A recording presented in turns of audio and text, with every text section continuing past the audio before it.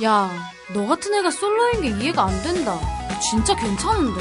여러분, 지금 저 말이 위로가 된다고 생각하십니까? 짜증나. 써니힐이 솔로 여러분들을 위로해드리려고 만인의 연인으로 컴백했습니다. 써니힐의 만인의 연인.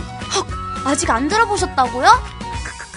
가사가 아주 대박인데. 솔로 천국 카프지오. 솔로 천국 커플지요. 솔로 천국.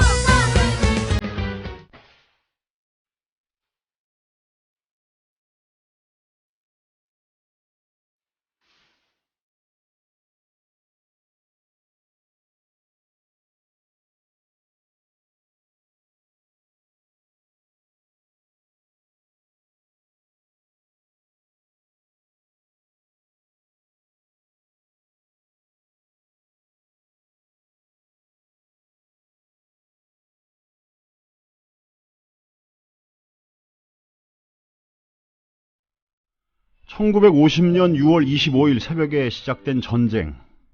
사람들은 그 첫째 날을 기억합니다. 그 날이 시작이긴 하지만 전쟁을 겪은 사람들에게 전쟁이 꿈이나 착각이 아니었음을 실감한 날이 6월 26일, 그 다음 날이 아니었을까요? 전창걸의 어나더 타임, 그 문을 엽니다.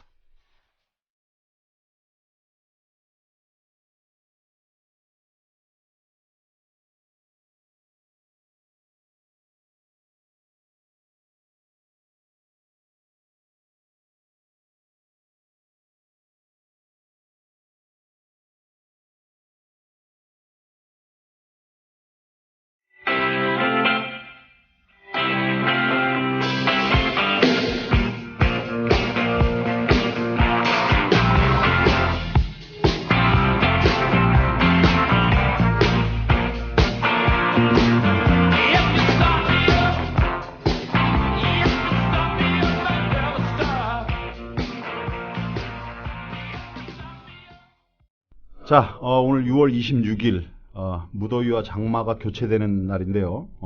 많은 분들에게 1950년 6월 25일은, 뭐 실제 그걸 겪은 분들도 많이 돌아가시고 그래서 거의 시험 문제나, 우리가 기억해야 될 어떤 문자, 날짜로만 기억되고 있죠. 근데 실제로, 전쟁을 기억하는 사람들은 6월 25일이 아닐지도 몰라요.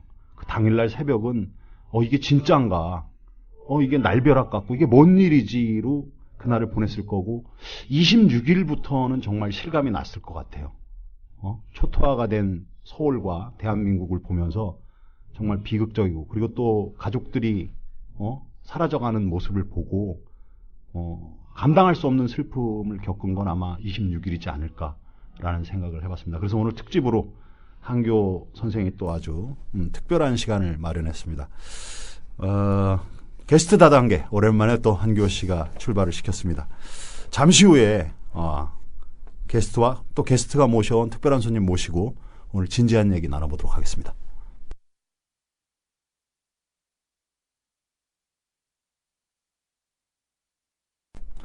네, 오늘 그 한교의 문화창고가 있는 날입니다. 한교 씨 어서 나오세요. 예, 안녕하십니까. 예. 문화창고의 한교입니다. 녹음은 처음인가?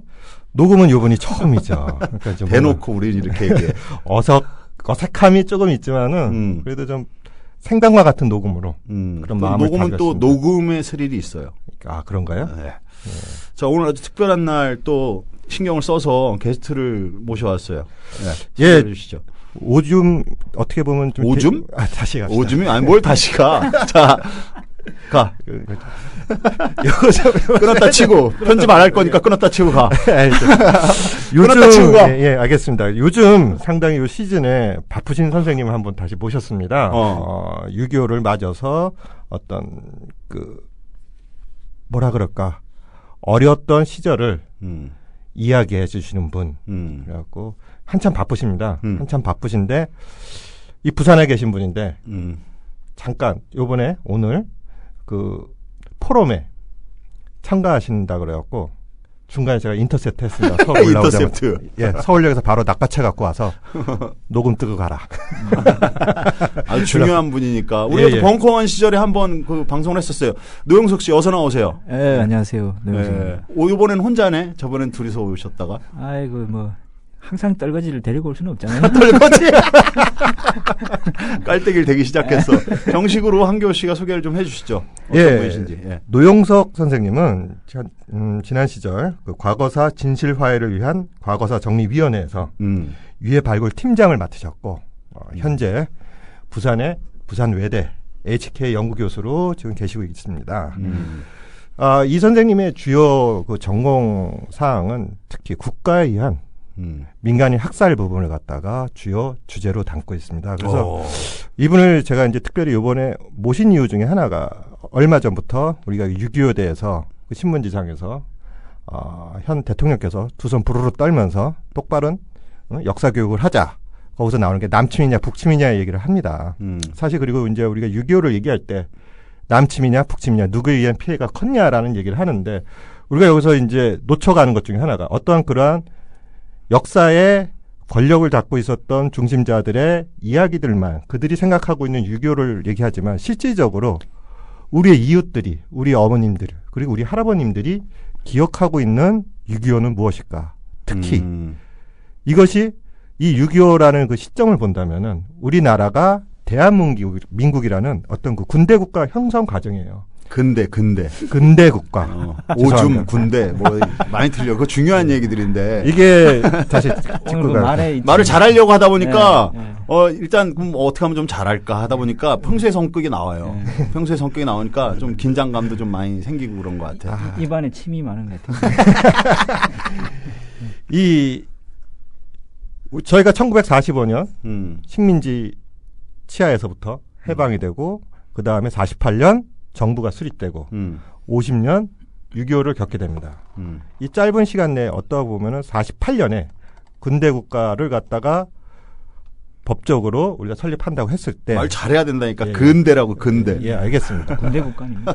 실질적으로 이것은 다른 서구 사회에서 이루어졌던 근대 국가 형성 과정을 갖다 축약적으로 나타났단 말이에요. 그 과정에서 일어났던 필수적으로 나타나는 특히 식민지 지배를 받았던 제3세계가 겪게 되는 이 축약적 근대국가 형성 과정에서 나타나는 국가에 의한 폭력 사태. 그러니까 국민의 희생. 희생과 여기서 희생이란 말은 또 다르게 학살. 그렇죠. 희생과 학살의 개념은 분명히 다른 거거든요.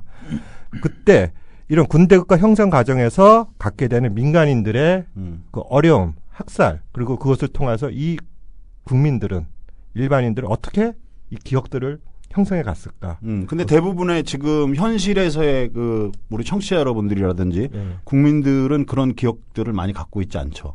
네. 그렇죠. 그것을 갖다가 사실 이러한 연구들이 시작된 게 사실 오래되지 않았거든요. 왜냐? 국가에 대해서 은폐됐으니까, 은폐되고.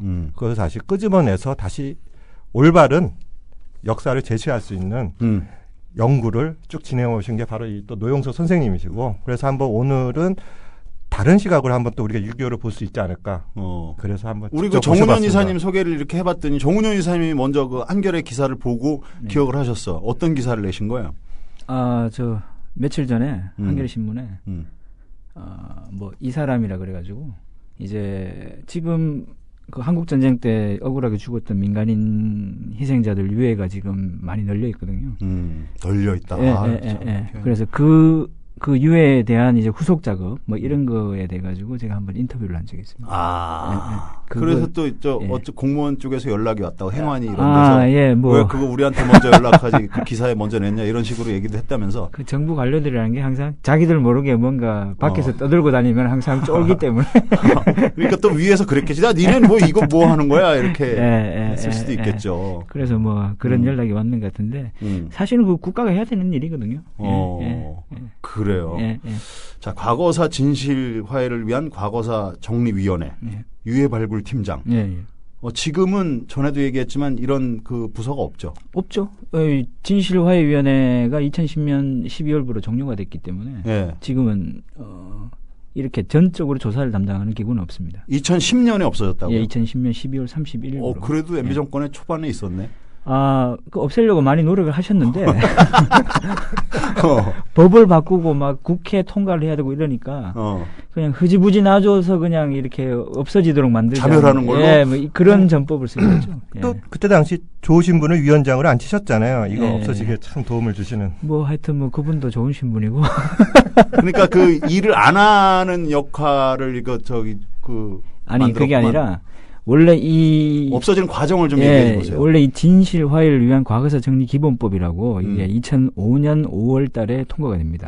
통과가 되는데 이 진실 화해를 위한 과거사 정리 기본법에는요. 민간인 학살 같은 거, 그다음에 70년대 인권 침해 당한 사건들 뭐 이런 것들을 조사하게 돼 있었어요. 위원회를 만들어서.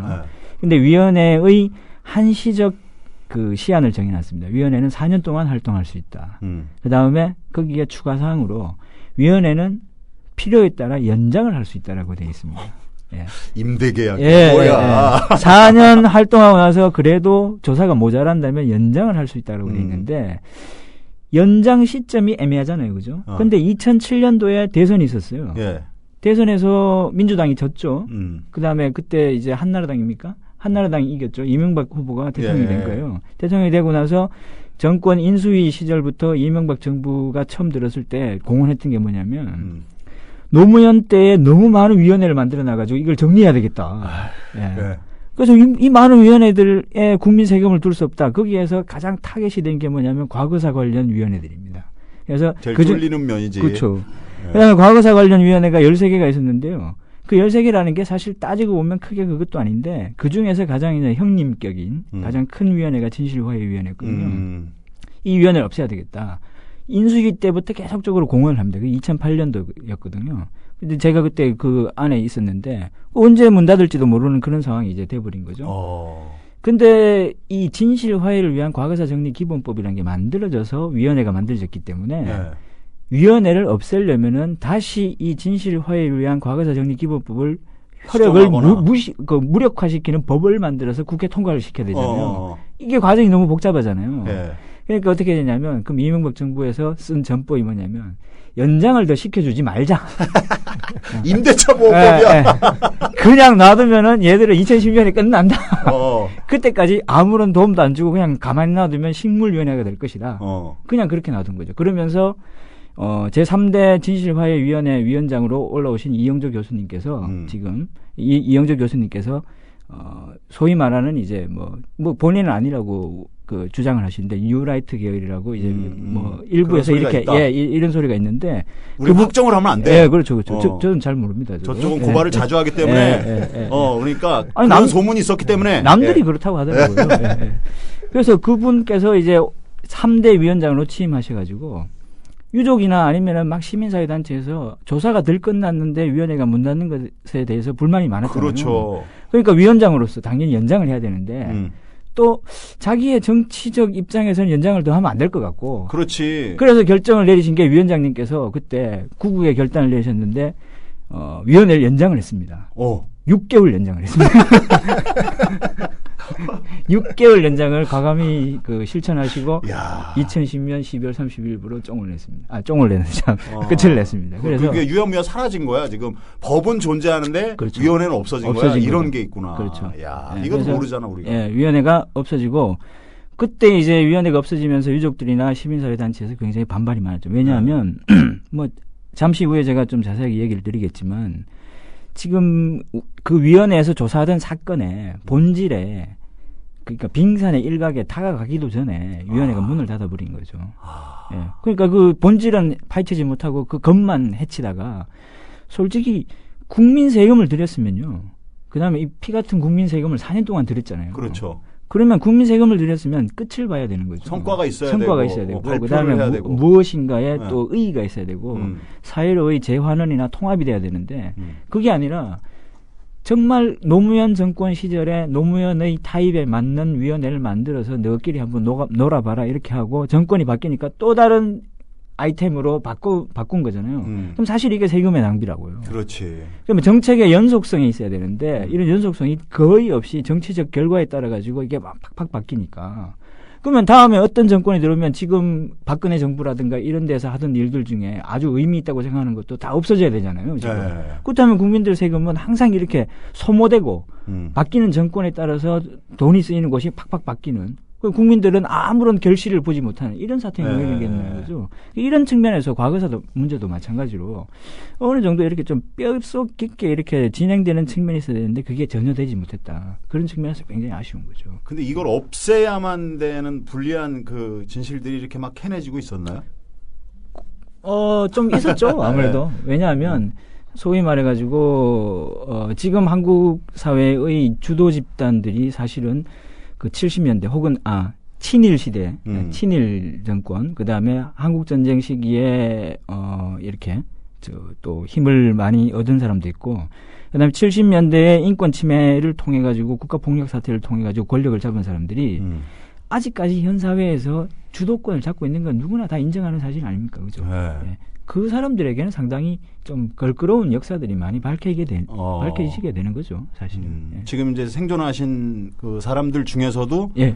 그 진실이 불리한 경우가 많다라는 많죠. 거죠. 대표적으로 저 연희동에 사시는 대머리 아저씨도 예. 누구라고 얘기는 안 하지만 예. 뭐 머리 없는 아저씨가 몇 명 있더라고요. 머리는 조금 있는 아저씨. 그러니까 그런 분들의 사실들이 전부 다 이런 위원회에서 조사를 하는 대상이었는데 그런 사람들로서는 사실 옛날 이야기 자꾸 들춰내가지고 국가의 미래가 발전이 있겠는가 이런 식으로 이제 자꾸 공격을 하죠. 지금과 이제 미래만 생각하고 살자라고 그렇죠. 하는. 과거가 무슨 필요했냐. 근데 이제 그 과거라는 게 지금과 미래에 연결돼 있기 때문에 과거는 정리가 돼야 된다라는 거고. 과거를 망각한 자는 좋은 미래를 만들 수가 없습니다. 그러니까요. 과거가 연결돼 있어. 지금 이 순간이랑 미래랑. 그냥 다 분리돼 있는 게 아니야. 과거를 치우고 지금과 미래로 갈 수 있는 부분이 아니거든요. 그렇죠. 그 보면은 근데 이제 우리가 먼저 이렇게 얘기를 진행하기 전에 좀 설명을 진행하고 있는데 뭘 진행하기 아니 진행해 가면서 몇 가지 개념들을 오늘 예능 맡았어? 청취자들한테 한번 먼저 설명해주고 가야 되지 않을까, 명확하게 좋아요. 밝혀야 될 것들이 좀 있지 않을까 저는 이렇게 생각을 해봅니다. 너무 아카데믹이 아니라 왜 그러냐면은 몇몇 분들이 이제 오해를 하실 경우들이 있는 것 같아요. 오해나 아니면은 개념에 대해서 개념 규정은 하자. 잘못돼 갖고 넘어가는 게 있습니다. 이제 기본적으로 우리가 이제 그 특히 오늘 얘기하게 되는 그 6.25 당시 혹은 6.25를 전후로 해서 있었던 민간인 학살에 대해서 얘기할 때 많은 분들이 이렇게 생각할 수 있지 않겠어요? 전쟁 아니냐?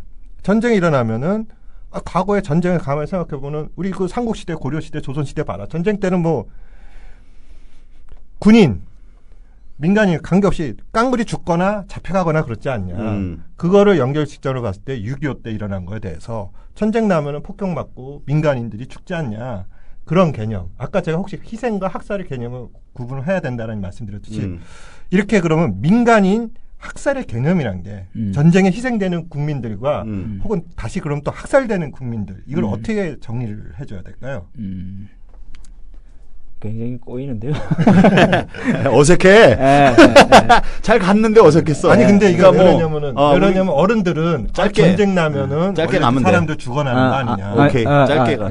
저는 이해했습니다. 그거에 대해서 기본적으로 저는 이제 반전주의자인데요. 전쟁이 일어나면 안 된다고 생각하는데 어떤 역사에서 있어건 제가 바라는 대로 전쟁이 다시 안 일어날 수도 있겠지만 일어날 수도 있겠죠. 얼마 전에 한반도에 전쟁 위기가 놓였었고 그죠? 미래는 뭐 우리가 점칠 수 우리가 없는 거니까. 없으니까요, 그죠? 그런데 과거사를 규명한다는 이유는 과거를 위해서가 아니라 미래를 위해서 하는 겁니다. 그러니까. 예, 아까 그 우리 전창걸 선생님께서도 이야기하셨지만 미래를 위해서 하는 건데요.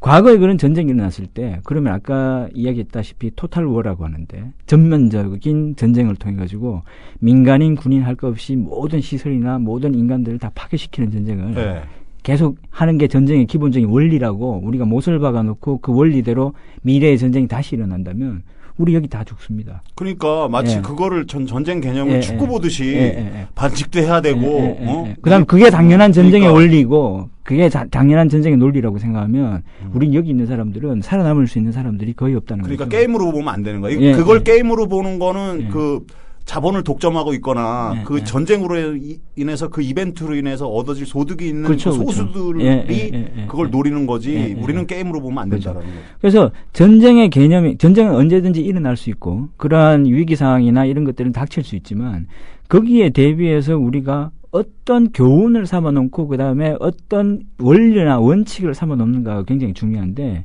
이 교훈이나 원리 원칙은 과거에서 얻을 수 있다는 거죠. 즉 지금 전쟁 때 민간인들이 굉장히 많이 죽었고 그 다음에 이 민간인들이 억울하게 죽었고 국가는 전쟁일지라도 이런 식으로 행동을 하면 안 되고 이런 것들을 자꾸 이야기하는 것은 옛날을 위해서 하는 게 아니라 미래에는 다시 이런 일이 일어나면 안 된다는 그렇죠. 것을 이야기하는 거죠. 만약에 이거를 심하게 과부하를 걸어가지고 계속 이제 이런 소리 그만해 이제 그만 너무나 당연한 거기 때문에 이제 지겹도록 들었다. 이 정도로 해놔도 미래에 전쟁이 일어나면 사람이 다 죽어요. 다 그렇지. 죽게 된단 말이죠. 지금은 보턴 시스템이니까. 그러니까 이 이야기를 평소에 엄청나게 강압적으로 온 사회가 받아들일 수 있도록 해놔야 된다는 거죠. 그 시스템이 되고. 과거에 대한 측면을 통해 가지고 이게 교훈이 되고 그다음에 특히 초등학생이나 중학교 이렇게 학교 다니는 사람들한테 지금 이 민간인 학살 희생 사건에 대해 가지고 교과서에 등재가 안 돼 있는데요. 이런 걸 교육을 시켜야 돼요. 니네들이 커가지고 전쟁을 일으키는 주범이 될지라도 이런 류의 행동은 하면 안 된다라는 교훈을 일으키면 안 되고 전쟁을 일으키면 안 되고 차라리 어쩔 수 없이 전쟁에 이렇게 참여하게 되더라도 민간인을 학살하거나 이런 경우는 없어야 된다. 그러니까 이렇게 해놔도 전쟁이 일어나면 다 죽게 될 건데 맞아요. 많은 경우에 그러면 우리 사회는 그냥 전쟁의 룰이라는 건 원래 그렇다. 일어나면 다 죽는 거니까 전쟁을 무조건 안 일어나게 하는 방편으로만 이렇게 막고 최후의 그 방어선을 치고 그 다음에 모든 것은 나중에 미래에 맡기자 이렇게 하면 안 된다는 거죠. 그래서 이 교육이라는 게 상당히 중요한데 역시 과거사 문제나 아니면 민간인 학살 희생 문제를 계속해서 그 언급하고 나서는 것은 바로 이런 미래를 미리 우리가 예측하고 조정하고 그 다음에 교훈을 삼아가지고 최대한의 피해를 막자고 하는 그다음에 이런 원리적인 측면들이 좀 있다는 거죠. 그래서 이런 문제의 접근을 너무나 과거지향적이고 고리타분하고 이렇게 보시면 안 된다는 거죠. 이 상당히 미래지향적인 일입니다. 그렇죠. 자, 이렇게 또 서론만 우리가 서론만 우리 되게 중요한 서론이었어. 그러니까 이게 개념을 잡고 가야 되는 거니까. 그러니까 이 서론에서 일단 우리가 또 음악을 듣고 와서 얘기를 나누도록 하겠습니다. 알겠습니다.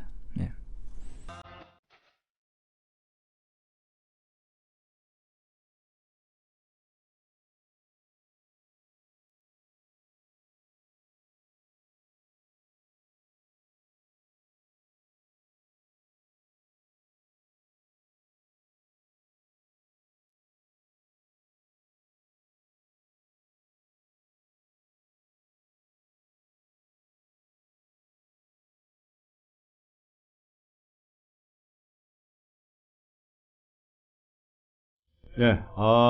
오늘은 6월 26일 한교회 문화창고 특집, 우리 부산외대 박사!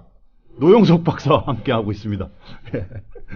자, 그러면 본격적으로 실예를 한번 들어봐야 될 것 같아요. 우리가 잘 알지 못하는 민간인 학살에 대한 실예.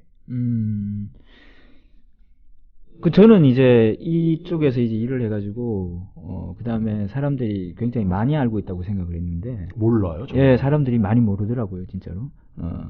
6.25 때 어떤 일이 일어났는지, 뭐 이런 것도 그렇고. 사실 전쟁이라는 게 지금 우리 국사교과서라든가 아니면 현대사에서 어떻게 자리매김되어졌냐면, 전투사적으로만 인식되어 있습니다. 그러니까 보여지는 거는? 왜냐하면, 6월 25일 새벽 4시 남침, 그 다음에 일방적으로 몰리다가 낙동강 전선, 다시 인천 상륙작전, 그 다음에 북진, 그 다음에 다시 중공군의 개입, 다시 일사 후퇴, 다시 공방전, 38선, 휴전선의 승리, 뭐 이런 식으로. 그렇죠. 그러니까 왜냐하면 우리 역사에서 지금 6.25라는 것을 인식하는 게 이렇게 전투사적으로만 인식이 돼 있기 때문에 이 전쟁을 통한 다른 에피소드들은 거의 다 잊혀버려졌어요. 그러니까. 그 다음에 이 전투사적인 이 공방전은 소위 말해가지고 한국 근현대사에서 반공 이데올로기라든지 국가 지배 이데올로기를 강화하는 데 굉장히 큰 역할을 했습니다. 지금까지. 그렇죠. 우리가 이제 드라마 보면은 그 당시가 전운이 3840 유격대니 해갖고 그렇죠. 그것도 거의 소 전투를 작은 영웅들이 이렇게 성공했다라는 드라마틱한 가상 세계를 이렇게 보아서 그렇게 컸으니까 그게 단 줄 알고. 그렇죠. 그래서 이 전투사적이고 그 다음에 일방적으로 이데올로기가 된 전쟁의 모습을 조금은 좀 바꿔봐야 되지 않을까. 그래서 학계에서도 여러 가지 이제 그 논란이 일고 그 다음에 의견들이 있고 나서 6.25 전쟁이라는 모습은 이 입체화된 전쟁의 모습이 하나 있으면 이것을 어느 시각에서 보는가에 따라서 전쟁의 모습은 달라진단 말이죠. 그 시각 중에서 우리는 지금까지 60년 동안 한 시각만 봤기 때문에 전쟁의 다양한 모습을 보지 못했다는 거죠. 그래서 다양한 시각으로 보는 측면이 있는데요. 그 시각 중에서 제가 보는 시각은 민간인들이 어떻게 희생당하면서 이 사람들은 전쟁을 어떻게 인식했는가라는 부분이죠. 그 다음에 그러면 그런 민간인들의 희생은 우리 역사에서 어떤 의미로 받아들일 것인가 하는 측면에서 이제 받아들이면서 민간인 이제 희생 사건, 학살 사건 이런 것들을 이제 제가 다루기 시작했는데. 야, 그러면 한교 씨가 혹시 그 어선플에 그 주워 들은 거나 배운 거 중에서 민간인 학살 대표적인 게 있나? 우리가 이제 가장 1990년대 말이죠. 노근리 사건. 90년대 말? 90년대 밝혀진, 90년대 말에 밝혀진. 말을 해. 99년이죠. 99년에 이제 밝혀졌죠. 그 노근리 사건. 노근리 사건 같은 경우는 미국 공군에 의해서 피난민 대열이 그 노근리의 그 다리 밑에서 학살되었던. 그리고 또 사건이 발생됐고, 그 다음에 여러 군데 있죠. 서산에서 있었던 민간인 학살 사건이라든지, 그 다음에 우리 그 노영석 선생이 주로 또 논문의 주제였었던 경산 코발트 폐광산에서 일어났던 또 학살 사건들 수없는. 그 다음에 우리가 또 잘 아는 4.3 제주 4.3. 4.3은 그 저긴가 6.25인가? 그 이전에 일어난 그러니까. 또 6.25 과정에서도 또 많이 일어나게 된 거죠. 저는 어설프게 주워 들은 건데 이게 확실한지 모르는데 그 전쟁이 발발하고 이승만 정부가 후퇴를 하면서 벌인 학살 사건도 꽤 된다라고. 아유, 많죠. 예. 예. 그 얘기를 먼저 한번. 그러니까 이제 민간인들이 굉장히 많이 죽었는데요. 6.25 때. 지금 학계에서 예전에 이야기하기로는 6.25 때 남한에서만 군인 빼고 100만 명 정도가 학살됐다고 이야기가 있었습니다. 네. 근데 뭐 확실히 밝혀진 그 실체는 아닌데요.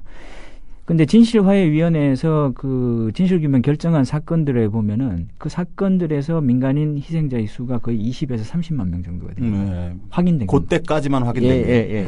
저기서 잠깐 제가 이제 질문이 들어가는데 이제 여기서 이제 듣는 청취자분들이 조금 이제 헷갈려 하실 수가 있는 게, 그러니까 전투 상황에 의해서 소위 말해서 콜렉트럴 데미지라고 부수적 피해 상황에 의해서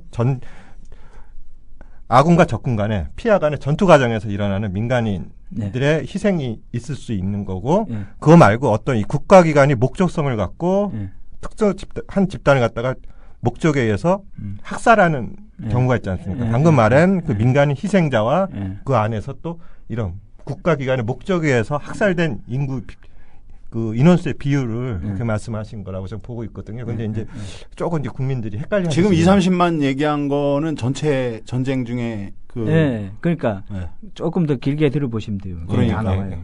그러니까 당황하셨어요? 정리를 해주고 가야 되는 게 아닌가. 한교 씨 많이 당황하셨어요? 그거 정리하려고 그래요. 걱정하지 마시고. 한 20에서 30만 명 되는데, 진실화해위원회에서 조사를 할 때 이 민간인들의 죽음을 몇 가지로 분류를 했습니다. 분류를 했는데 어떤 식으로 분류를 했냐면, 그러면 이 사람들이 어떤 경위로 죽었는가에 대해 가지고 얘기했는데, 아까 얘기했다시피 교전 중에 혹은 전투 중에 이렇게 군인들 사이에 끼어 있다가 이렇게 죽은 사람들 빼고, 국가가 계획적이고 고의적으로 이 사람을 죽여야 되겠다고 계획을 세워가지고 했던 학살의 범주들입니다. 20-30만이? 예. 가장 많은 인원이, 소위, 국민보도연맹 사건. 첫 번째로. 뭐, 많은 국민들이 알고 계시겠지만. 몰라요. 아, 몰라요? 모른다고 생각하고 얘기를 해줘보세요. 국민보도연맹이라는 거는 1949년 6월에 생긴 단체인데요. 전향환 좌익수를 계도시키는 단체였어요. 그러니까 내가 좌익이었는데 이제 새 사람이 되겠다고 생각하고 이제 자수를 했어요. 자수한 사람들은 가만히 그 대한민국 정부에서 봤을 때 이 자수한 사람들은 좌익이라는 거는 자수만 했다고 바른 사람이 되는 게 아니라 끊임없이 이렇게 이데올로기적으로 이 사상 세뇌를 시켜야지만 올바른 사람이 된다고 생각했어요. 그때 당시에.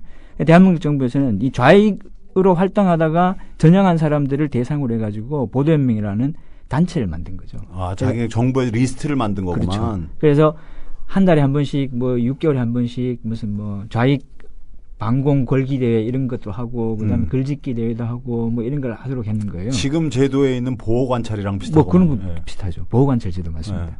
좋은 말씀이신데요. 그걸 만들었는데 이 보도연맹에 그건 전향한 좌익수들이 들어가야 되는데 보통은 보도연맹 만들 때 보도연맹 이 숫자를 뻥튀기 하고 그다음에 이 선전하기 위해 가지고 보도연맹은 할당제가 있었습니다. 지역별로. 그 모집책이 예. 경북에 500명의 보도연맹을 만들어야 돼요. 그러면 그 전향한 좌익수가 경북 지역에 500명이 없으면 500명을 채워 넣어야 돼요. 그러니까 실질적으로 스스로 자수한 사람이 아닌데도 보도연맹. 너도 이렇게 오늘 채워야 되니까 일단 들어와 괜찮아 무슨 단체야. 그래서 낀 사람도 많다라는 거구나. 그게 대부분입니다. 그게 대부분. 그래서 가장 극심한 예로는 영화 보셨죠? 그때 장동건하고 나온 영화 뭐죠? 그 제목이 태극기 휘날리며. 그 영화에서 보시면요. 그 장동건의 그 부인으로 나왔던 애인으로 나왔던 여자가 밀가루를 준다고 밀가루를 받으러 가가지고 그 밀가루를 받고 보도연맹에 가입하라는 경우도 있고요. 리스트가 되고 그다음에 명단이 올라가고 그다음에 직장별로도 보도연맹을 모았습니다. 가령 우체국에 우리 우체국에서도 보도연맹 3명을 만들어야 되는데 다음 달에 네가 진급할 거니까 진급에 좋다고 해가지고 보도연맹 리스트에 올립니다. 그다음에 또 이런 게 있는데요. 예전에 게릴라들이 많았잖아요. 빨치산들이. 그렇죠. 빨치산을 저녁에 만나면은 그 만난 빨치산을 다음 날 경찰에 신고를 해야 됩니다. 그 당시에는 이상유무 보고 신고로 제도라고 있는데 만약에 신고한 사실이 신고를 안 하고 나중에 이 만난 사실이 밝혀지면 이 사람은 처벌받게 돼 있거든요. 빨치산 취급을 하는 거고. 그러니까 빨치산 하나 잡혔어요. 근데 야, 너 어디 돌아다녔어? 하면 돌석이 내 집도 갔고요. 뭐 이러면 돌석이 잡힙니다. 이제. 돌석이 야, 너 왜 빨치산 만났는데 이야기 안 했어? 얘가 다 불었어. 이러면은 아니 뭐 정신이 없어가지고 얘는 안 됩니다. 그럼 빨갱이가 조우한 게 됩니다. 반드시 신고를 해야 됩니다. 이상유무 보고 신고 제도라고 있는데, 근데 웃기는 게 이상유무 보고 신고를 하면요, 신고를 했는 사람들은 전부 다 보도연맹 리스트에 다 올라갔습니다. 얘는 아무래도 밤새도록 무슨 이야기를 했겠냐 이 말이죠. 아무래도 입만 그 빨치산하고 조우를 하면서 뭔가 예의 사상에 동조를 약간 했지 않을까? 그러니까 그 이후에 그 많이 그 취업이나 영향을 끼쳤던 연좌제 같은 것들도 그게 이제 그 보도연맹의 뿌리가 있는 거죠. 이 보도연맹의 시작이 그러니까 삼촌, 너 걔의 삼촌이잖아. 너 걔의 윤촌이잖아. 이렇게 해갖고 그게 연좌제잖아요. 그렇죠. 그 보도연맹이 만들어진 근거법이 바로 국가보안법입니다. 그리고 거기서 연좌제가 나오기 시작하고. 그 보도연맹 국가보안법도 있는데 이게 원래 시국 대응전선 사상보국연맹이라고 하는 친일 제도예요. 일본 애들이 독립투사들 잡기 위해서 만든 제도였어요. 그걸 이름만 바꿔서 그거를 그대로 바꿔가지고 이승만 정권이 쓴 거구만. 그렇죠. 친일했던 사람들은 독립운동 했던 사람들은 사상적으로 문제가 있기 때문에 지속적으로 관찰을 해야 된다고 해서 일본 애들이 만든 게 시국대응전선 사상보국연맹인데 이 시국대응전선 사상보국연맹을 보도연맹이라는 이름으로 싹 바꿔가지고 49년 6월에 만든 거죠. 그래서 좌익과 혹은 빨치산과 혹은 뭐 그런저런 연유로 의해 가지고 이제 리스트가 쫙 작성이 된 거죠. 독립군들도 거기에 산적같이 리스트를 거기다 많이 당연히 된 거죠. 올려놓은 거잖아요. 그러니까 이 얘기가 나와서 그런데 사실 이제 좀 있으면 이제 노영석 선생이 이제 계속 진행해서 얘기를 하겠지만은 어떤 그 민간인 학살 과정에서 나타나는 현상들, 뭐 어떤 마을의 완전 소개 없애버린다는 거죠. 그 소개 과정에서의 민간인 학살 이런 모습들이 보면 소위 그 만주족에서 만주군들이 일본의 만주군들이 독립군 지역을 우리 또 이 동포들을 학살해가는 과정과 상당히 많은 유사점들이 나타나게 됩니다. 그렇죠. 지금도 비슷하다고 말할 수는 없지만 뭔가 떠오르는 현상들이 뭐 성산동의 그 한 마을 주민 자치 마을을 이쪽 그 수구 우익 세력에서 봤을 땐 그건 좌빨이라고 이렇게 그렇죠. 해놓고 막 하는 것도 지금도 그 현상들이 지금 남아 있는 거야. 그러니까 이게 지금 과거 얘기만은 아니라는 거지. 그렇죠. 지금 제가 6.25 시대 때 태어났으면 전 당연히 보도연맹에 들어갔을 거고 다 들어갔어요. 지금 다 들어가가지고 지도세도 모르게 죽는 거예요. 우리는. 그래서 그 사람들 리스트가 다 작성이 됐는데 그러니까 이런 거죠. 그 몇 명쯤 됐어요? 전국적으로 보도연맹만. 지금 밝혀진 바로는 서울에만 30만 명이 있었다고. 서울에만 30만 명이 있었는데 굉장히 큰 조직이었습니다. 제가 하나 에피소드를 좀 쉽게 이야기를 해드릴게요. 청도 지역을 제가 조사했는데요. 경북 청도. 예. 가령 예를 들어서 만복이라고 칩시다. 만복이는 굉장히 충실한 청년이에요. 이 충실한 청년이 빨치산을 만났다가 이상유무 보고 신고를 해가지고 파출소에 신고를 합니다. 파출소에 신고를 해가지고. 빨치산 봤어? 예. 어디 봤는데 저는 밥도 안 주고 아무것도 안 줬어요. 그냥 없다 그러고 그냥 무슨 이야기 했어? 그러면 아무 이야기 안 하고 그냥 뭐 헤어졌습니다. 알았어요. 만복이가 빨치산을 봤다. 만복이는 보도연맹 리스트에 올라갑니다. 그러니까. 그다음에 6.25가 터졌어요. 6.25가 터지고 6.25가 터진 다음 2, 3일 내로 아마 전통 그 지휘 체계를 통해서 보도연맹원들을 전부 예비 검속하라는 명령이 내려집니다. 예비 검속이라는 게 뭐예요? 예비로 검거 구속하라는 거죠. 그래서 전쟁 이후 2, 3일 뒤에 전국에 있는 보도연맹원들은 집단적으로 이렇게 어느 학교라든가 창고에 수용소에다가 다 모읍니다. 이 보도연맹을 모으는데 만복이도 모임을 당해야 되잖아요. 6.25 터진 이후에 여름이니까 청도에 비가 많이 와가지고 이 다리가 터져버렸어요. 그래서 이 물살이 세게 흘러가는데 만복이는 저 건너편에 있고 만복이를 잡으러 온 형사는 그 순사라 그러죠 옛날에는 이쪽에 이쪽에 있었어요. 만복이 보고 야 니 데리고 가야 되는데 이 비가 물이 많아가지고 웃잖아 하니까 만복이가 잠시 기다리고 싶어. 그 만복이가 그때 안 가면 사는 거예요. 근데 그 충실한 만복이는 순사가 오라니까 직접 자기가 막 밧줄을 메고 해가지고 그 밧줄을 타고 그 급한 물살을 헤치고 이제 순사한테 가가지고 왔습니다 하면서 같이 가시죠 하면 순사는 그래 고생했다 그러면서 데리고 가가지고 별일 없을 거야. 예. 아니 그때 그 집행을 했던 순사들도 모르는 거죠. 이 죽이라고 뭐라 그랬는지 예. 결국에 나중에 그게 참혹한 학살로 이어질지는 몰랐던 거죠. 그래서 그렇게 순사 손잡고 가가지고 그 다음 날 아직까지 시체를 못 찾는 지경에 이르게 된 거죠. 이게 보도연맹 사건의 진실입니다. 그러면 거기에 뭐 예를 들어서 옛날 일제 걔네들이 했던 우리 뭐 교회를 이렇게 사람 눈체로 다 태운다든지 이런 식으로 학살이 이루어지는 거예요? 예. 다양한 방법으로 학살이 된 거죠. 가령 바다가 가까운 곳에서는 수장을 해버리고 그다음에 뭐 그 경산 코발트 광산 같은 경우에는 코발트 광산의 수직경도 50m거든요. 50m 안으로 사람을 다 집어넣어버리고 아니면 총살을 시킨다든가 아니면 생매장을 시킨다든가 뭐 이런 방식으로 다양하게 죽인 거죠. 그렇게 해가지고 죽은 사람들이 국민보도연맹 사건이에요. 이런 국민보도연맹 사건이 있고요.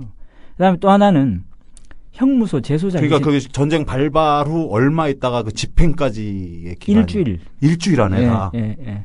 속전속결로 이루어집니다. 그 미리 그 보도연맹 리스트는 이제 살생부가 되는 거죠. 그래서 근데 웃기는 게 그 당시에 집에 없거나 외출 중이어서 순사를 만나지 못한 사람들은 다 살았어요. 그 당시만 피하면 되는 거였어요. 추적하지 않았어요. 그 당시만 딱 피하면 되는 거예요. 그러니까 누가 죽었는지 살았는지를 그때 전쟁 중이라 정리를 할 수가 없으니까. 네. 그다음에 정리할 수 없는 게 아시다시피 아까 전투사적 이야기했는데 북한군이 빨리 내려왔죠. 그렇죠. 이 대한민국 정부 군인들은 처음에는 도망쳤잖아요. 밑으로 도망친다고 정신이 없어가지고 차근차근하게 죽일 시간이 없었어요. 그러니까 눈에 보이는 사람만 죽이고 빨리 도망쳐야 되니까 밑으로 내려온 거죠. 진짜 차근차근하게 죽인 학살은 어디서 일어났냐면 낙동강 전선 밑에 인민군이 들어오지 않은 지역에서 가장 많은 학살이 일어납니다. 그래요? 거기는 시간이 많기 때문에 차근차근하게 그 안에서 고르는 거야 또? 예, 차근차근하게 죽이죠. 같이 후퇴해갖고? 예. 그러니까 진짜 학살이 많이 일어났던 경우는 이 전선이 막 급격하게 이동된 지역이 아니라 아예 인민군이 들어오지 못한 지역에서는 굉장히 차근차근하게 죽일 수 있었습니다. 그래서 아니 거기에는 인민군이 전쟁이 없었는데 거기에서 사람이 죽었어요. 이렇게 얘기하시는 분이 많은데 실제 학살은 거기에서 많이 일어나는 거죠. 이야. 더 대규모로. 노영석 이거 한 2달 특집을 해야겠는데 이렇게 문화창고 시간에 계속 오든가 아니면 별도로 요일을 뭐 토요일을 합으로 더하는 아이들에도 이게 그러니까 아까 그 정우현 이사가 따로 욕심을 내시잖아요. 본인이 한번 하자고. 이쪽 국민 TV에 이렇게 시간이 되시면 해주시면 너무 고맙고요. 그 욕심이 나네 이런 진실들을 계속 좀 잔인하지만 알아야 되는 게 아닌가라는 생각이 들어서. 그렇죠. 그다음에 그렇게 했고 그게 국민보도연맹 사건이고요. 이게 가장 큰 사건이었습니다. 국민보도연맹 사건이 가장 많은 사람들이 죽고 그다음에 계획적이고 고의적으로 이루어졌다는 게 그 진실화해위원회에서 진실규명 결정이 났습니다. 그래서 그러니까 사람들이 이렇게 얘기하죠. 그는 피해를 당한 가족들이 일방적으로 이야기한 게 아닌가 이렇게 얘기하는데 절대로 그렇지 않고요. 진실화해위원회 진실규명 결정이 나서 그 국민보도연맹 사건에 의해서 피해를 받았던 사람들의 가족들이 지금 국가를 상대로 배상 청구를 해서 승소를 하고 있습니다. 그건 뭐냐면 대한민국 정부가 이것이 국가가 잘못했다는 것을 인정한다는 거죠. 그렇죠. 법원도 인정을 한다는 거죠. 그죠? 이렇게 인정이 다 돼 있는 상황은 이제 공식적인 측면으로 이제 접어들었잖아요. 그럼 국가의 잘못을 다 인정을 했다는 거죠. 예. 일단은. 그래서 그런 측면들이 있고요. 또 하나는 뭐냐면 형무소 재소자 희생 사건이 또 큰 규모로 일어납니다. 뭐냐면 그때 당시에 이런 건데요. 가령 예를 들어가지고 북한군이 이틀 만에 3일 만에 서울로 들어옵니다. 네. 서울로 들어오는데 아시다시피 서울에서 북한군이 쳐들어왔다는 내용을 듣고 나서 이승만 정부는 거짓말을 합니다. 그죠? 그렇죠. 안전하다. 국군이 진격을 해서 올라가서 이기고 있다고 이야기하고 행정부는 뒤로 빠집니다. 그죠? 그리고 또 한강다리를 예. 그냥 폭파시켜버리고. 대전으로 도망가죠. 그죠? 네. 이렇게 거짓말 해놓고 행정부는 빠지는 거죠. 이렇게 빠질 때에 행정부가 빠지면서 한강다리를 폭파시킬 만큼 급박한 상황에 놓였던 거죠. 그러면서 그냥 빠져버립니다. 빠져버리고 나니까 대전에 와서 7월 1일 날 이승만이 보고를 받습니다. 무슨 보고를 받냐면 뭐 이렇게 이야기했겠죠. 뭐 제가 좀 추론한다. 예, 추론을 해가지고 아이 각하 지금 서울 시내가 난리 났습니다. 왜? 마포 형무소에 있던 재소자들을 북한군이 모조리 다 풀어줘가지고 이 형무소 재소자들이 전부 팔에 빨간 완장 차고 다니면서 사람들을 막 죽이고 다닙니다. 복수를 하고 다닙니다. 그쪽이 이제 그 적에 이롭게 한다. 그렇죠. 서대문 형무소하고 마포 형무소에 있는 재소자들 어떻게 관리를 못하고 그냥 내려와 버린 거죠. 북한군이 내려오면서 이 형무소에 있는 재소자들을 풀어준 거죠. 네. 그 중에서 일부들이 이제 완장 차고 다니면서 뭔가를 했겠죠, 그죠? 하는 놈도 있었겠지. 예, 있었겠죠, 분명히. 그러니까 위해를 하는 사람도 네. 있었고, 그 다음에 앞잡이가 된 사람도 있었겠고, 그랬겠죠, 그죠? 그 보고를 7월 1일 날 받습니다. 대전에서 다시 이승만 정부는 대구로 정부를 이동하려고 할 시기였습니다. 그때 이승만이 그랬는지 안 그랬는지는 확실히 모르지만 어쨌든 굉장히 고위급의 위치에 있는 사람들이 그때 어떤 명령을 내리고 가냐면 형무소를 놔두고 갔구나 이런 생각을 하면서 그때부터 전통이 내려가길 어떻게 내려가냐면 전국에 있는 형무소 재소자들 다 죽이라는 명령입니다. 예. 그래서 기결수, 미결수, 잡범, 국가보안법 뭐 이런 거 다 가리지 않고 모든 지역에 있는 형무소 재소자를 다 학살하기 시작합니다. 그때부터 싸그리 다 잡아놓는 거죠. 그래서 경산 코발트 광산에 약 3,500명이 죽었다고 예상되는데요. 네. 그 중에 2,000명은 대구 형무소 재소자들입니다. 그 대구 형무소 재소자들 중에는요, 6개월짜리 실형을 받았던 사람도 있고요. 그렇죠. 미결수도 있습니다. 미결수라는 건 아직 재판 중인 사람들이죠. 난 미결을 겪었잖아. 그러니까 거기서 미결수도 끝장날 뻔한 거죠. 원래 미결수들은 원래 죄수복도 입히면 안 돼요. 원래. 그러니까 머리도 길러요. 예. 그다음에 재판하러 나갈 때 우리나라는 그거 푸른 그거 입히는데 원래 그거 입히면 안 되고 사복 입혀야 돼요. 사실은. 네. 그런데 그 사람들이 뭐냐면 이거죠. 잠재적으로 적에게 도움을 줄 수 있다는 예. 그 행위 자체만으로. 그래서 목포 형무소, 광주 형무소, 진주 형무소, 대구 형무소, 대전 형무소 이렇게 해가지고 전 형무소에 학살 사건이 일어납니다. 거기에서 전부 다 죽여버리는 거죠. 그게 굉장히 큰 규모로 학살이 일어납니다. 아니 이게 전혀 모르는 얘기네 나는 지금. 그래? 네. 그리고 그 생각도 들어요. 아까 무슨 리스트라 그랬죠? 마이너리티 리포트. 아니. 보도연맹.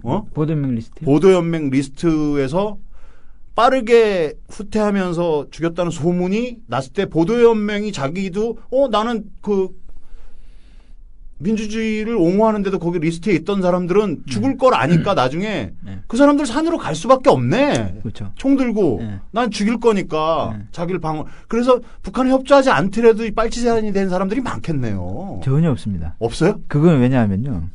아까 이야기했다시피 만보기 사례 이야기했죠. 사람들이 제가 조사를 하면서 느낀 거는 뭐냐면 이렇게 무지하고 착할 수가 있나 이렇게 생각이 드는데 국가기관에서 오라면 오고 가라면 가고 그다음에 뭐 이런 거죠. 막 순사도 이 사람들이 죽을 거라는 모르잖아요. 근데 보도연맹은 잡아오라고 명단을 주니까 마을에 가잖아요.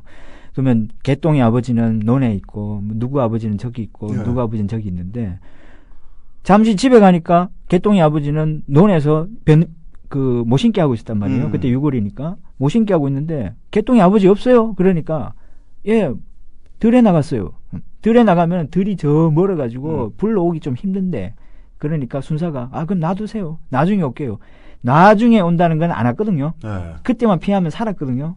그런데 그 개똥이 아버지의 그 부인께서는 그래도 관공서에서 왔다고 뛰어가가지고 그 못 씹는 개똥이 아버지를 데려와가지고 개똥이 아버지는 관공서에 가신다고 그 더러운 옷 안 입고 새 옷으로 갈아입고 목욕하고 손 씻고 그래가지고 순사 손잡고 가가지고 죽은 거죠.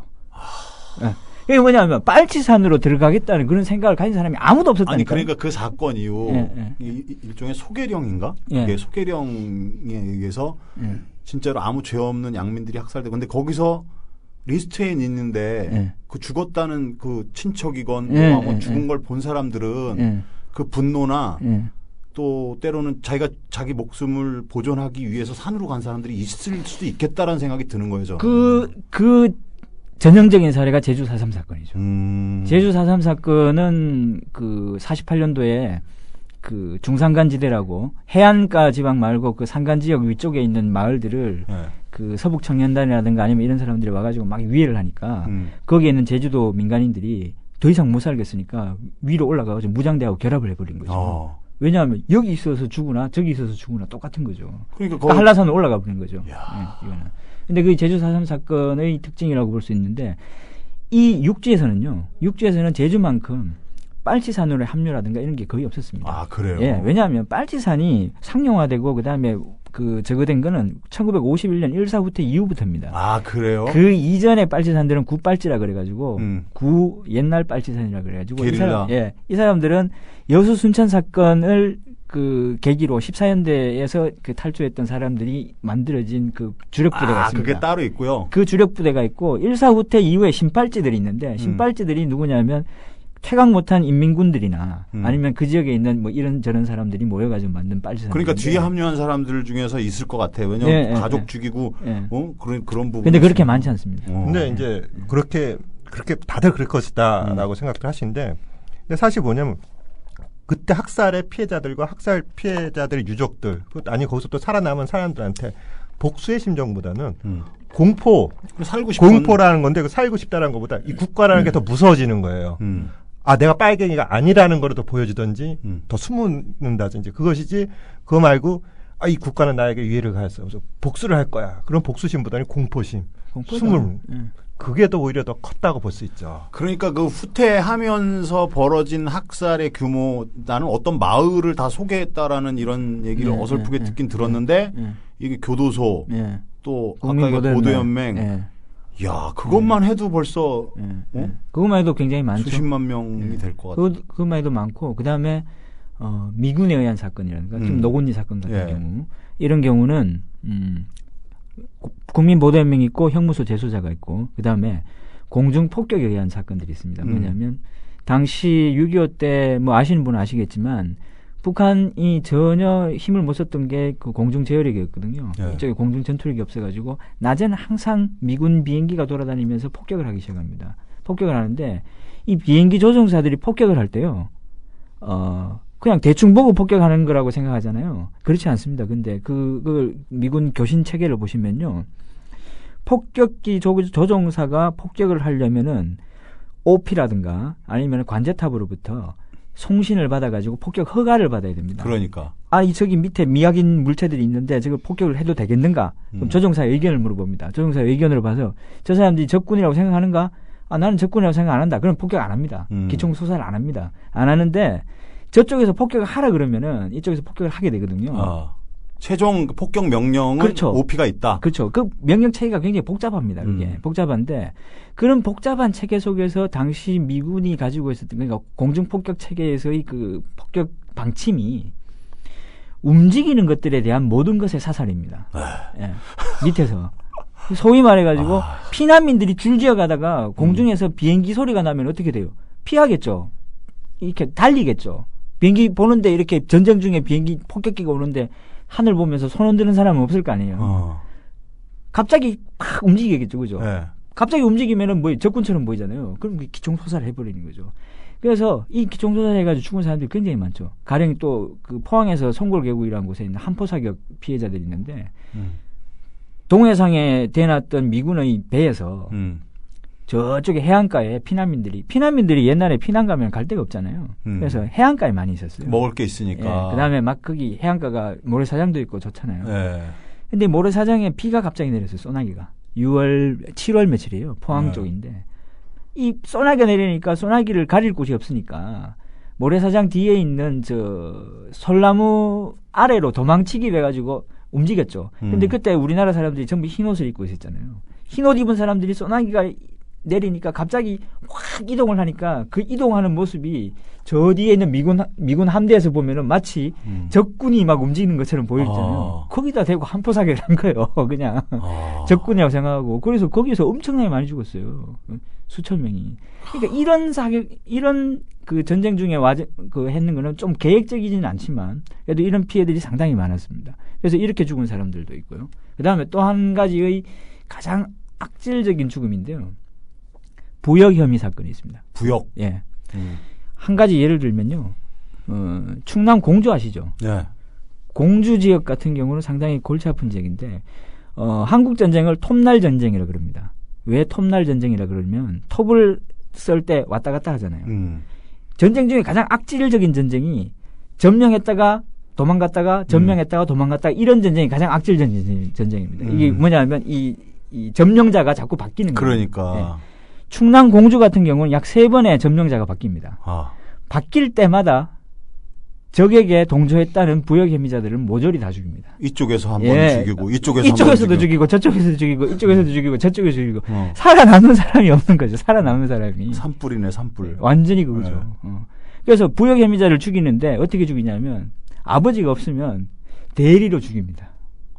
아버지 죄를 대신해갖고. 아버지가 빨간 완장 차고 부역을 하신 분이면 당연히 인민군이 퇴각할 때 같이 도망가실 거 아닙니까? 자기가 여기 있으면 죽잖아요. 아버지 없는데 우리는 괜찮겠지 하고 있다가 죽은 사람들이 많아요. 대신 죽인다는 거죠. 이 부역 혐의 사건이 특히 중부지방을 중심으로 해가지고 강화, 공주, 그 다음에 여주, 이천 이쪽은 부역 혐의가 굉장히 많죠. 왜냐하면 이쪽은 일사후퇴하고 이쪽으로 해가지고 이 점령자가 완전히 많이 바뀌잖아요. 그래서 이 부역 혐의 사건은 또 굉장히 악질적이죠. 복수에 의한 복수를 낳죠. 그래서 제가 부역 혐의 사건을 한번 조사를 해봤는데 이 조사해보면 어떤 결론이 나냐면요. 처음에 발단이 있을 거 아닙니까, 사건에. 이게 발단이 돼가지고 그 다음에 복수를 하고 그 다음에 복수를 하고 그 다음에 복수를 하고 그 다음에 복수를 하잖아요. 나중에 쭉 들여다보면 이 복수가 하도 많아가지고 어디서부터 사건이 시작됐는지도 모르는 정도로 치적 관계가 막 엇갈립니다. 그래서 아직까지 집안끼리 원수가 돼 있는 사람들도 있고요. 절대로 저 집안하고는 뭘 하면 안 된다고 이게 아직까지 있고요. 이렇게 굉장히 많다. 그러니까 점령자가 바뀔 때마다 그거를 또 바꾸는 거죠. 꼬발른다라 그러나? 그렇죠. 저쪽을 죽이려고 그런 사람들끼리의 또 싸움도 있고. 그러니까 대표적으로 봐가지고 이런 사건들인데 아까 보도연맹 사건이라든가 형무소 재소재 사건, 그다음에 부역 혐의 사건, 그다음에 공중폭격 사건, 뭐 이런 측면들로 해가지고 또 쭉 있는데요. 사건들이 이런 걸로 해가지고 6.25를 전투사적으로 말고 다르게 보면은 6.25를 바라볼 수 있는 이 6.25라는 것의 모습이 다른 모습으로 다가온다는 거죠, 우리한테는. 그렇죠. 아, 이게 전쟁이 이렇구나. 북한군하고 남한군, 대한민국 군인들이 막 저끼리 싸운 게 아니구나. 전투 이외에 사람들이 가졌던 애환이라든가 에피소드가 이렇게 많은 게 이 전쟁이구나. 이 전쟁 속에서 엄청나게 많은 사람들이 분열되고, 이게 괴리가 되고 이랬던 사람들이 많구나라는. 다시 말해서 6.25라는 것의 모습이 우리가 알고 있던 교과서에 있던 것 말고 새로운 모습으로 각인된다는 거죠. 이 6.25를 새롭게 보고, 그 다음에 이래서 전쟁이 일어나면 안 되고 전쟁이 일어났을 때 이런 일이 일어나면 안 되고 뭐 이런 것에 대한 교훈을 우리가 얻을 수 있다는 거죠. 그럼에도 불구하고 그 당시에 대통령이었던 이승만은 하나 손해본 거 없잖아. 자기의 반대 세력인 이쪽 민족주의자나 또 때로는 독립유공자 세력들 이쪽은 그때를 기점으로 해갖고 다 학살해버리고. 주의기 좋죠. 그때는 상당히. 그러면 이러한 일들이 일어나고 이제 그러니까는 정전이죠. 종전이 아닌 정전 협정 이후에 네. 이런 유족들이 네. 혹은 유족들이라든지 아니면 법 체계에서 네. 이런 사실들에 대해서 밝히려는 노력들이 없었습니까? 전혀? 있었는데 가령 예를 들어서 좀 학술적 용어인데요. 퍼블릭 시크릿이라는 말이 있습니다. 공공연한 비밀이라는 거죠. 뭐냐면 이것은 저희 지금 이 스튜디오에 4명 있지만 이 4명이 모두 다 아는 사실인데 이것을 발설하면 안 되는 것들 있잖아요. 금기시되는 것들. 말하면 왠지 안 될 것 같고 사회적 안무. 이건 법이 없습니다. 법이 없어도 그런 건데 민간인 학살이라는 게 바로 그랬습니다. 이 퍼블릭 시크릿이었는데 뭐냐면 이승만 정권은 전쟁 이후에도 북진 통일 정책을 계속해서 고수를 했고 그다음에 항상 무력으로 북한을 점령해야 된다고 생각을 했고 그러니까 이른바 방공. 그렇죠. 휴전선 이북에 있는 집단들은 잠시 이 깡패 들여가지고 임시 점거당한 상태이기 때문에 우리가 항상 저 영토를 회복해야 된다는 상태였고 그다음에 이 깡패들의 동조한 사람들은 전부 다 이적 행위를 한 사람들이라고 해가지고 단속을 하고 있었기 때문에 여기에 대해서 어떻게 이야기를 하지 못한다는 거죠. 그다음에 특히 아까 제가 얘기했던 만복인 개똥이 아버지 아무 잘못이 없지만 왠지 국군에 의해서 죽었다는 그 자체만으로도 잘못이 있는 것처럼 여겨진다는 거죠. 너 아버지가 어떻게 죽었냐? 모르겠어요. 국군하고 경찰에 의해서 잡혀가가지고 아직 집에 안 들어오시네요. 또 그런 말을 하면 죽을 것 같으니까 말을 못하는 거니까. 아예 말을 못하고 네. 일단은 국군하고 경찰에 잡혀갔다는 것 자체가 죄가 되는 거예요. 그거는 잡혀가서 죽었다는 것 자체가 죄가 되기 그리고 때문에. 죄가 없는데 실질적으로는 죄가 없는데 시간이 흐르고 전쟁이 끝나면 그 사람 죄가 만들어지는 거야. 그렇죠. 아이, 알고 보면 걔도 알고 그랬을 보면, 거야. 그렇죠. 이런 식으로. 니네가 모르는 사실이 있을 거야. 뭐 이렇게 이제 자꾸 이제 만들어지는 거죠. 가짜 얘기가 만들어지고. 네. 야. 근데 이 퍼블릭 시크릿이 유지가 되다가 언제 이 퍼블릭 시크릿이 한번 와해가 되냐면요. 1960년대에 4.19가 일어나죠. 네. 4.19 때 이게 확 무너집니다. 4.19가 일어나면서 4.19 이후에 막 이 대중적으로 엄청나게 이제 그 자기 의견들을 이야기하려는 목소리들이 커지잖아요. 그 중에서 가장 대표적인 목소리가 유족회였습니다. 그때 4.19 이후에 전국적으로 광범위하게 유족회가 만들어집니다. 야, 그 에너지가 있었구나. 예, 민간인 피학살자 그 진실규명 운동을 하는 유족회가 전국적으로 그러니까 만들어지면서 많이 죽였으니까 예. 많을 거 아니에요. 또. 그때는 또 사건이 발생한 지 10년도 안 됐기 때문에 너무나 유족들도 아직 예. 연령대들이 새록새록한 거죠. 예. 자기 마누라, 자기 남편, 자기 아버지, 자기 엄마가 죽었는데 자기 자식이 죽고 거기에 돼가지고 신원 회복 운동을 하기 위해서 엄청나게 노력하는 거죠. 그래서 국회에서 제4대 국회에서 이 민간인 학살에 대한 특별 전담반을 만들어가지고 실질 조사까지 합니다. 조사까지 해가지고 이런 바보 같은 일을 대한민국 국군들이 경찰들이 했구나 하면서 이제 반성을 하기 시작하는 거죠. 그래서 이제 쫙 이렇습니다. 이제 분위기가 고조됐습니다. 근데 갑자기 뭐가 나죠? 61년도에 5.16 군사 쿠데타가 딱 발생하죠. 이게 허탈한 웃음입니다. 죄송합니다. 예. 군사 쿠데타가 딱 발생하면서 박정희가 내걸었던 게 1번이 반공을 국시로 하는 거죠. 그죠? 반공을 국시로 하는데 반공을 국시로 하는 나라에서 가장 적이 되는 사람들이 누구냐면요. 소위 말해가지고 공산주의의 거두들이 아닙니다. 뭣도 모르는 일반적인 사람들이 우리 아버지, 우리 아들이 국군과 경찰에 의해서 희생당했다고 이야기하는 이 사람들은 엄청난 이 사회를 향한 공격의 창이 될 수 있잖아요. 그렇죠. 박정희가 가장 그 군사 쿠데타 정권이 가장 공을 들여가지고 탄압을 한 게 바로 이 유족회였습니다. 그래서 전국의 유족회 회장들이 사형까지 당한 사람이 있습니다. 유족회 회장이 사형을 당해? 그 국가보안법 위반으로. 빨갱이라고요. 더 뒤집어 씌우는 거야. 또 뒤집어 씌우는 거. 그 다음에 지금 경주 유족회 회장, 어디 유족회 회장들은 전부 다 무기징역. 옥살이를 하고 옥살이를 있고. 한 5년, 10년씩 했습니다. 전부 다. 국가보안법 위반으로. 그러다 보니까 5.16 이후에 4.19 이후에 이 활성화되었던 이 진실규명 운동이 5.16 때문에 더 암흑기로 접어들어가 버려가지고 찍소리도 못하는 게 30년 동안 쭉 이어진 거죠. 지금 이제 다시 이야기하면 거의 죽는다는 거죠. 그 다음에 또 이 군사 쿠데타 정권은 이 시스템을 고착화시키기 위해 가지고 굉장히 큰 제도를 활성화시키는데 그게 바로 연좌제입니다. 연좌제. 예. 만복이 아버지 개통희 아저씨의 친척, 사촌, 오촌, 육촌들은 그러니까. 육군사관학교도 못 가는 거예요. 육사 못 가고 경찰- 취직할 때 힘들고. 경찰 시험도 못 보고 공무원도 못 되는 거예요. 그러니까 이 큰 큰 기업을 운영하던 데서 그 연자제를 활용해 갖고 누가 이렇게 소문 딱 내면 제 누구의 팔촌이랍니다. 그러면 미안하네. 이거잖아. 아니 근데 웃기는 게 우리나라의 법적 시스템이 죄형 법정주의죠. 예. 법 없으면 죄 없는 거죠. 그죠?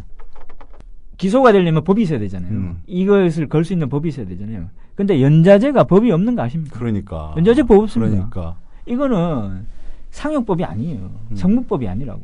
이거는 암묵적으로 알고 있는 그냥의 그 동정하는 법도 아닌 거예요. 근데 이런 법도 아닌 걸 가지고 대한민국이 30년 동안 유지가 됐다는 거죠. 시스템이. 그러니까 대표적으로 그 모래시계 보면 그 강우석 검사라 그러나? 아니 박태수. 근데 박태수가 아버지가 빨치산 출신이어 갖고 같이 강우석이랑 그 육군사관학교 시험을 쳤는데 시험 성적은 좋은데 딱 심사관들이 서류를 보다가 탈락을 시키잖아요. 그게 이제 연자제의 한 모습이죠. 그러면 탈락을 시키려면 법이 있어야 되잖아요. 법 없어요. 그냥. 이건 안 돼. 그러니까 이게 과정에서 보면은 우리가 이제 어떤 그 우리나라 그 국가 정체성에 있어서 어떤 반공에 대한 개념이 상당히 강하잖아요. 근데 이게 지금 국가에서 말하는 반공과 일반 국민들이 생각하는 반공의 개념에 있어서 어떤 균열점이 나오는 게 보면은 균열? 지금 딱 갈라지는 점이 보면은 우리가 이제 반공 그러면 빨갱이 나쁜 놈들이라만 생각한단 말이에요. 근데 뭐냐면 그 이면에 또 뭐가 있냐. 내가 빨갱이로 찍히면 죽는다. 그러니까. 빨갱이가라고 다른 사람한테 인식이 되지 말아야 된다라는 그 개념이 상당히 많이 강한 거라죠. 지금도 뭐 그건 똑같은 것 같아. 그러니까 이것이 보면은 어떻게 보면 반공은 뭐 공산당을 반대한다가 주가 돼야 되지만 그거보다는 내가 공산당이라고 찍히면 안 된다라는 거. 아 그렇죠. 이게 더 보면 이 과정 속에서 이게 오히려 더 고착화됐다. 더 강하게 자리 잡지 않았나. 전 또 그것도 생각을 하거든요. 그래갖고 옆집에 뭐 몇 년간 같이 살던 사람들인데도 삼촌이 갑자기 이렇게 나타나면 조금 수상해보고 일단 신고하고 보고 막 이러던 시절도 있었던 것 같아요. 네, 맞습니다. 옛날에 제가 비전향 장기수를 인터뷰를 몇 번 해봤는데 그분들이 이야기하시는 게 뭐냐면 뭐 난파대가 오신 분들이 있었거든요. 그분들의 임무가 뭐냐면 남한으로 내려와서 부산에 잠입해가지고 뭐 임무가 뭐냐면 어부들과 친하게 지내기 뭐 이런 건데 임무가 그거예요. 어부들과 친하게 지내기. 그래서 어부들 얘기를 전파하는 거예요? 저쪽에다 정보를 뭐 보고도 좀 거야? 하고 하는데 보고는 잘 못했는 모양이더라고요. 통신이 별로 안 좋아가지고. 그러니까 어부들하고 친하게만 지내다가 잡혔는데 다음 주경은 이제 친해졌으니까 걔랑 뭘 해야 될 건데 친해지기 전에 잡혔구나. 그걸 못하고 그냥 잡혀버렸는데 친하게 소주만 먹다가 잡혔는 거예요. 근데 그 중에 저로 내려오거든요. 그 중에 한 명이 남한에 부산에 집을 둔 사람이에요. 원래 연고지 잘 안 보낸다는데, 근데 그 연고지 둔 사람이 교도소를 연고지로 안 보낸다 이거죠? 난파를 그렇죠. 작전 지역을 연고지 잘 안 보내는 거죠. 왜냐하면 아는 사람이 있으니까. 근데 이 양반이 이걸 못 견디고 자기 딸이 결혼하는 거예요. 못 견디고 이 아버지랍시고 결혼식에 나타난 거죠. 딱 나타나니까. 딸은 한 개도 안 기쁜 거예요. 놀란 거죠. 무서운 거지. 아니, 저 사람이 왜, 아버지라고 왜 나타났지? 이런 거예요. 결국은 그 결혼식장에 있던 사람들이 신고를 한 거죠. 그러니까 이 5명이 몽땅 잡힌 거예요. 친하게 지내기만 하다가 잡혀버린 거죠. 아무것도 못하고. 야, 이게 참, 이런 웃음은 왜 나오는 웃음인지 잘 모르겠지만. 이게 참 허탈한 웃음이죠. 참. 비극적인 웃음. 그래서 그 양반이 지금 돌아가셨는데, 그 양반이 그렇게 해가지고 62년도에 잡혀가지고 출소를 언제 하냐면 87년에 합니다. 25년. 26년 살다가 2000 얼마 전에 돌아가셨어요. 돌아가셨어요. 네. 자기가 난파될 때에 아들이 중학생이었는데 돌아가실 때 아들이 한갑이 넘었다고 하더라고요. 아무도 못 본 거죠. 이제 분단의 이제 비극인데 어쨌든 그러니까 그런 요소들 실제 간첩을 했던 사람도 있지만 아닌 것도 많다는 거죠. 그 감시 체계라는 게 연좌제라든가 아니면 이런 것 때문에 굉장히 이어졌다는 거죠. 그래서 제가 하고 싶은 말은 뭐냐면 한국의 국가 지배 이데올로기, 특히 반공 이데올로기가 굉장히 활성화될 수 있었던 것은 중앙정보부나 아니면 이런 것의 강압적 활동 때문이 아니라요. 민간인 학살 같은 것이 전쟁 중에 광범위하게 이루어져 가지고 국가를 상대로 헛짓을 하다가는 어떻게 된다는 것에 대한 본보기를 제대로 보여줬다는 거죠. 이 본보기가 40년, 50년 동안 계속해서 국민들 사이에 알게 모르게 이 공포심으로 이어져 가지고 그것을 그대로 유지하게 되는 가장 큰 힘이 되었다. 즉 결국 그 지배권의 권력을 유지시키기 위해 가지고 기능했던 이 국가 지도들의 가장 핵심적인 원동력은 민간인 학살과 같은 잔인성. 아니 그냥 이런 거죠. 잔인성이보다는 이런 거죠. 뭐 가령 장준하 선생이 돌아가셨고 누가 돌아가셨고 아니 그런 사람은 그렇게 돌아가실 수도 있어. 왜냐하면 그런 사람들은 위대하신 분이니까 뭐 활동하신 분이니까. 근데 옆집에 있는 김씨 아저씨가 돌아가셨다는 말을 들으면 깜짝 놀라잖아요. 나도 죽을 수 있겠네 이런 생각이 들죠.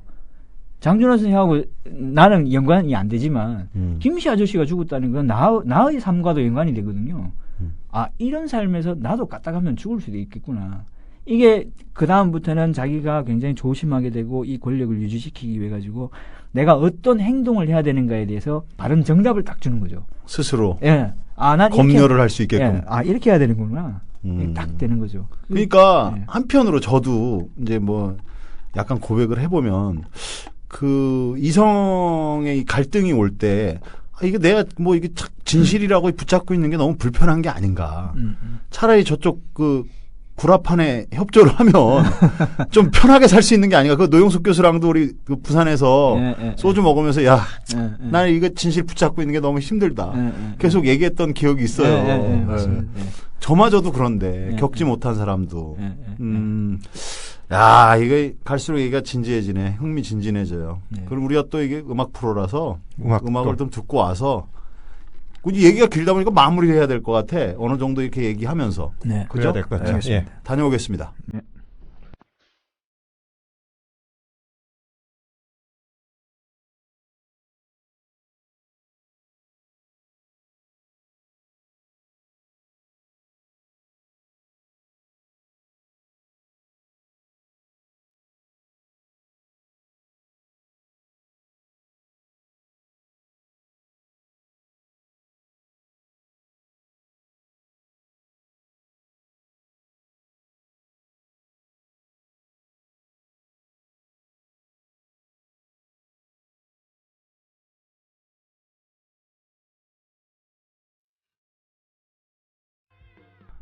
한교의 문화창고, 우리 노영석 교수와 함께하고 있고, 한교 씨도 함께하고 있습니다.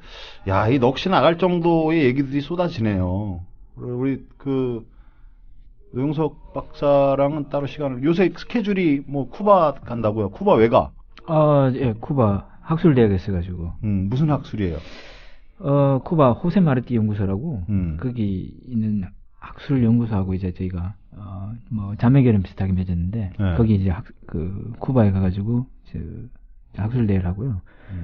와서 한 일주일 있다가 다시 출국합니다. 과테말라, 엘살바도르. 거긴 또 왜 가? 거기는 이제 민간인 학살 문제 때문에. 그 중남미 그 민간인 학살도 연구 범위에 들어가는 거예요? 예, 그렇죠. 요즘은 이제 주로 라틴 아메리카만 하고 있습니다. 라틴 아메리카. 예. 그러니까 우리 국내 문제는 그 위원회가 정리당하는 바람에 아무도 저걸 안 해줘가지고.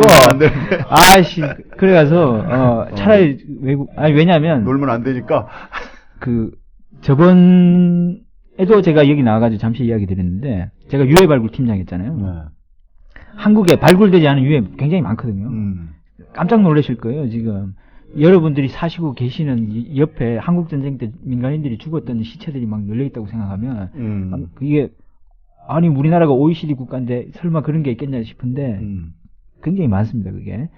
그래서 아직까지도 그 유해의 처리 문제가 아직 해결이 안 되고 있는 한국이거든요. 그다음에 이 유해를 처리하려고 하면은 뭐 일부에서 그 어르신들은 나와가지고 그 놈들은 경찰하고 국군에게 의해서 죽은 빨갱이들인데 그 유해를 왜 우리가 처리해주냐고 막 난리치시는 분들도 있고. 사실 그렇게 해가지고 국민 통합이 됩니까? 안 되죠, 그죠? 그렇죠. 통합이라는 건 얼마나 좋습니까? 통합을 위해 가지고 장사를 지내주고 재통합 과정을 통해 가지고 네 편 내 편이 됐습니까? 지금 다 죽었는데 그렇게 사실 우리나라 그 제사에서 시체를 못 찾는 제사가 있을 수 있습니까? 시체를 다 찾아줘야죠. 그렇죠. 사실은. 그런 측면에서 국민 대통합을 위해서는 그런 뼈를 이렇게 유해를 이렇게 간수를 잘해주고 그다음에 이 발굴을 해가지고 이렇게 해줘야 된다는 거죠. 근데 지금 안 되고 있잖아요. 그래서 제가 지금 라틴 아메리카에 주목하고 있는 이유는 과테말라, 엘살바도르, 아르헨티나, 페루 이런 데에 그 당시에 냉전 시대 때 억울하게 죽은 사람들이 굉장히 많아요. 중남미도. 우리나라보다 더 많을 수도 있어요. 과테말라 같은 경우는 마야 원주민들이 집단적으로 죽어버렸어요. 40만 명이. 그러니까 이게 스페인이 그쪽으로 상륙을 하면서 원주민 학살 작전이 굉장히 대단했다는 얘기도. 그거 이후에. 현대사에서. 그 이후에 과테말라의 군사 독재 정권이. 그때? 예, 군사 독재 정권이 미국의, 지원을 받아가지고, 미국 CIA의 그 지원을 받아가지고, 산간 지역에 있는 마야 원주민들, 과테말라 같은 경우는 산간 지역에 살고 있는 마야 원주민들을 전부 적으로 규정해가지고 다 죽여버렸어요. 그 스콜치드 얼스라고 해가지고 초토화 작전이라고 그러는데 이 초토화 작전은 움직이는 것은 다 죽여버리고 살아있는 거는 다 죽여버리는 거예요. 기능을 정지시키는 게 목적이거든요. 까이벨레라고 과테말라 특수부대들이 들어가지고 다 죽여버리는데 얘들이 미국에서 훈련받은 특수부대들이에요. 거기에 죽었던 사람들이 엄청 많거든. 그게 1980년, 81년, 82년도에 굉장히 많았는데, 과테말라 같은, 소위 말해서 솔직히 딱 깨놓고 이 과테말라 대사께서 들으시면 굉장히 화나시겠지만, 우리나라보다 후진국이잖아요.